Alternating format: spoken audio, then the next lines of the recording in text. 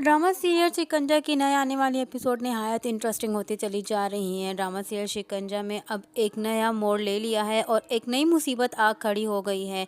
और ऐसी मुसीबत जो कि जाने का अब नाम ही नहीं लेगी, शायद कि सबकी ज़िंदगियों को तबाह करके रख देगी और दो मिलने वाले दिलों को एक होने से रोक देगी।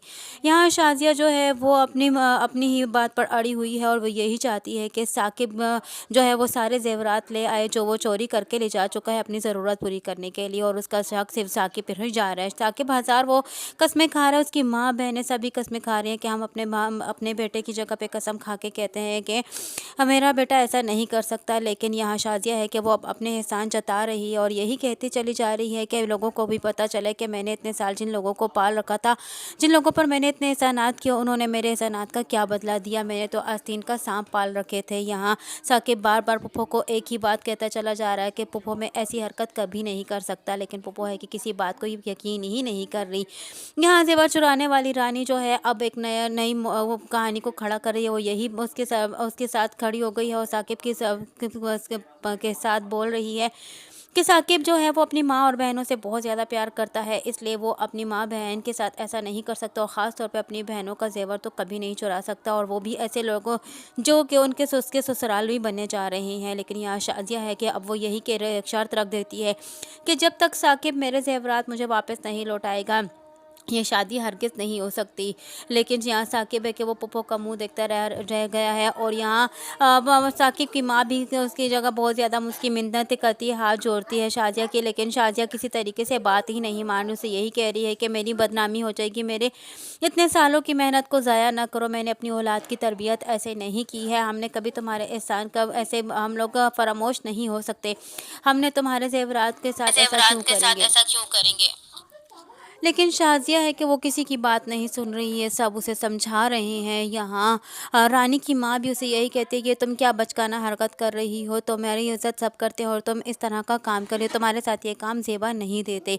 लेकिन शाज़िया है कि वो यही कहती चली जा रही है कि मैंने ज़ेवरात इन्हीं लोगों को रखने के लिए दिए थे, संभालने के लिए दिए थे, तो वो ज़ेवरात फिर कहाँ गए। और यही कह रही है साकिब से भी कि मैं तुम्हें इस बात का ये सबूत देती हूँ कि तुम ही ने कमरे को लॉक किया था, तुम्हारे अलावा इस कमरे में कोई भी नहीं आया और तुम्हें ही पैसों की ज़रूरत थी, कम से कम तुम शादी होने का तो इंतज़ार कर तो लेते, और मैं तुम्हें शायद पैसे बाद में दे देती तो, लेकिन तुमने शादी होने का भी इंतज़ार न किया और ना ही ये देखा कि जिस घर में तुम चोरी करने जा रहे हो वो तुम्हारी बहन का ससुराल है। रिदा के तो जैसे होशो हवास से उड़ गए हैं। रिदा के ने जब से ये सुना है कि उसकी शादी नहीं हो पाएगी, रिदा पहले से ही बहुत ज़्यादा डिप्रेस्ड थी। रिदा को कुछ समझ नहीं आ रही थी कि ये क्या हो रहा है, और रिदा के बचपन में जो उस पर बीत चुकी थी वो अभी उसको भी नहीं भुला पा रही थी। वो हादसा उसकी ज़िंदगी में एक यादगार हादसा बनकर रह चुका है।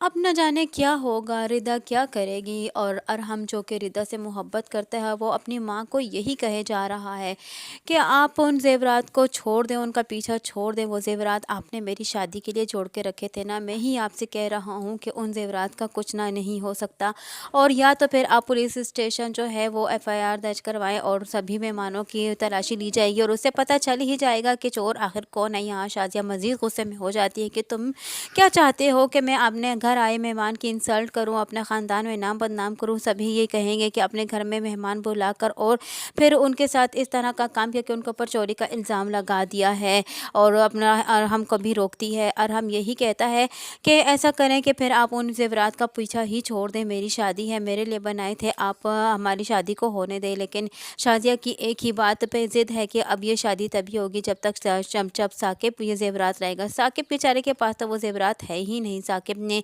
अपनी मुश्किल के बावजूद अपनी इसी सोच में था, अपनी परेशानी में था कि एक और परेशानी उसके सर पर आ चुकी है। वो अपनी बहन का शादी जो था वो धूमधाम से करना चाहता था, लेकिन यहाँ बहन की सास ही जो है वो उसे चोर समझने लगी है। साकिब की ऑफिस की परेशानी थोड़ी थी कि यहाँ रिदा की शादी रुक जाने की परेशानी और साथ ही साथ जेवरात के चोरी होने का भी इल्ज़ाम साकिब पर लग चुका है। अब न जाने साकिब बेचारा क्या करेगा। साकिब तो बिल्कुल बेकसूर है, क्योंकि साकिब तो जानता ही नहीं है वो जेवरात कहाँ है और किसने चोरी की है, तो कहाँ से वो पुप्पो को ला के दे। और उसके पास तो इतना पैसा भी नहीं है, वो खुद पैसा, ऑफिस वाले उससे पैसा मांग रहे हैं, वो पैसा देने के लिए पैसा नहीं दे सक रहा। तो अब वो पैसा देगा या जेवरात ला के देगा, कैसे ला के देगा जब उसके पास कुछ है ही नहीं। और क्या साकिब अपने सर से ये इल्ज़ाम हटा सकेगा, क्योंकि साकिब अब ये पुप्पो को ये कह चुका है कि मैं अपने सर से ये इल्ज़ाम अब ज़रूर हटाऊंगा कि आपने मुझ पर चोरी का इल्ज़ाम लगाया है, जबकि मैं चोर नहीं हूँ।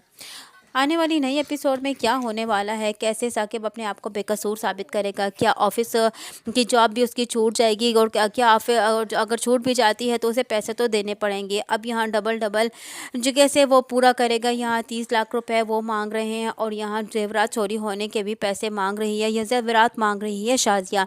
साकिब बेचारा तो बिल्कुल ही फंस कर रह चुका है। साकिब के साथ साकिब की माँ भी बहुत ज़्यादा परेशान है।